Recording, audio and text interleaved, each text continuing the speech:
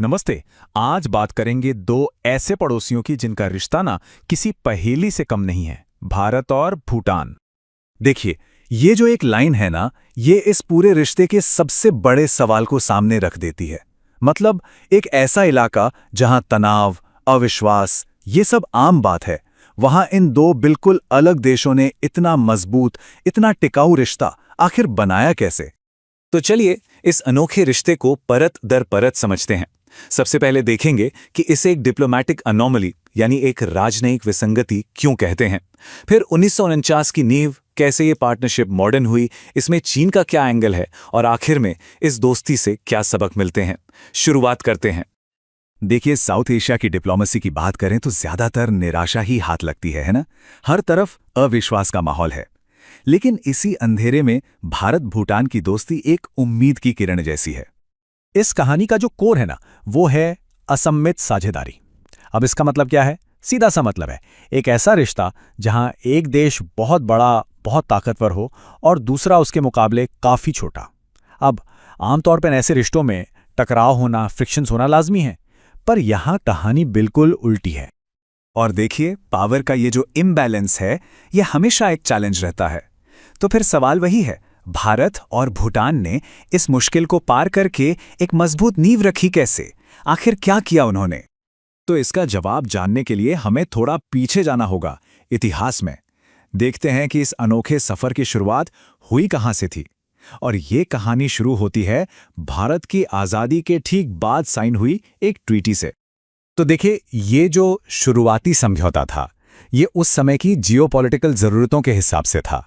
असल में ये ब्रिटिश राज के समय का जो एक सिस्टम था ना, कि छोटे राज्यों को प्रोटेक्शन देना, उन्हें बफर स्टेट बनाना, ये उसी का एक तरह से कंटिन्यूएशन था। अच्छा, अब इस संधि में लिखा क्या था? कुछ खास बातें थीं। पहली, भूटान अपने विदेशी मामलों में भारत से गाइडेंस लेने पर राजी हुआ। दूसरी, भारत ने वादा किया कि वो भूटान के अंदरूनी मामलों में दखल नहीं देगा। मतलब एक तरह से ये वैसा ही मॉडल था जो नेपाल और सिक्किम के साथ भी था। लेकिन देखिए, वक्त के साथ वो जो पुराना फ्रेमवर्क था, वो टिकने वाला नहीं था, और यहीं पर भूटान की समझदारी देखने को मिलती है। उन्होंने इस बदलाव को बहुत ही कुशलता से हैंडल किया। आप देखें, 3 हिमालयी राज्य थे और तीनों की किस्मत अलग अलग हुई। नेपाल ने टकराव का रास्ता चुना और दिल्ली के साथ उसके रिश्ते हमेशा तनाव भरे रहे। सिक्किम का भारत में विलय हो गया, लेकिन भूटान ने बिना किसी टकराव के धीरे धीरे अपनी स्ट्रेटेजिक आज़ादी को बढ़ाया और अपनी संप्रभुता को बचाए रखा। और ये जो पूरा बदलाव है, ये इस टाइमलाइन में साफ दिखता है। 1949 में संधि हुई, फिर 1972 में किंग जिग्मे सिंगे वांगचुक का लंबा शासनकाल शुरू हुआ, जिसने रिश्ते को स्थिरता दी। 2006 में उन्होंने राजगद्दी छोड़ी और भूटान में लोकतंत्र की शुरुआत हुई। और फिर आया 2007 का वो साल जब संधि को बदला गया और एक बराबरी की पार्टनरशिप की नींव रखी गई। तो ये बदलाव था क्या? ये बहुत बड़ा शिफ्ट था, खासकर संधि की भाषा में।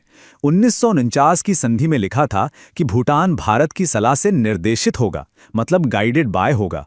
लेकिन 2007 की संधि में क्या कहा गया? कि दोनों देश एक दूसरे की आज़ादी, संप्रभुता और अखंडता का सम्मान करेंगे। ये सिर्फ शब्दों का हेरफेर नहीं था, इसने पूरे रिश्ते की बुनियाद को ही बदल दिया। तो ठीक है, रिश्ता बराबरी का हो गया, नींव भी मजबूत है।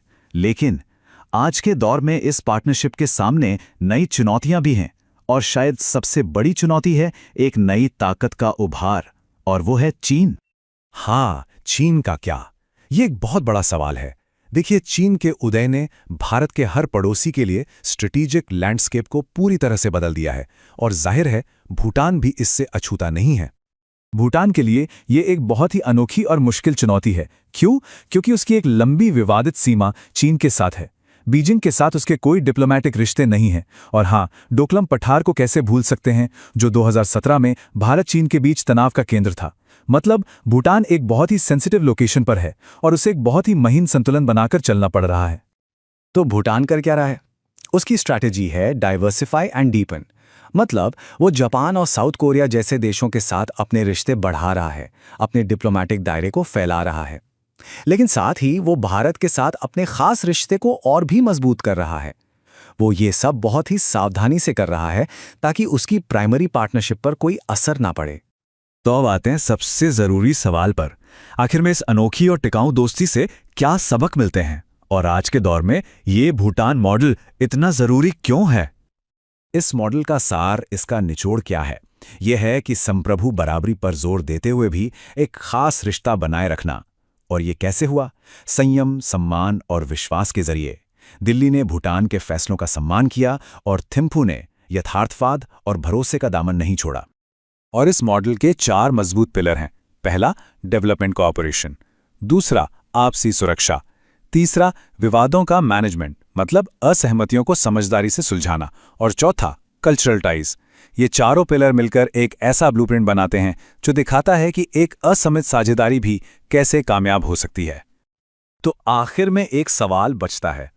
आज का दौर, जहां पूरी दुनिया में तनाव बढ़ रहा है, क्या विश्वास और संयम का ये मॉडल कहीं और भी दोहराया जा सकता है? या फिर भारत भूटान का रिश्ता बस एक अनोखा अपवाद है, एक एनॉमली है? ये एक ऐसा सवाल है जो हमें सोचने पर मजबूर करता है कि क्या ये इस बिखरी हुई दुनिया में डिप्लोमेसी के लिए एक असली रोड मैप हो सकता है?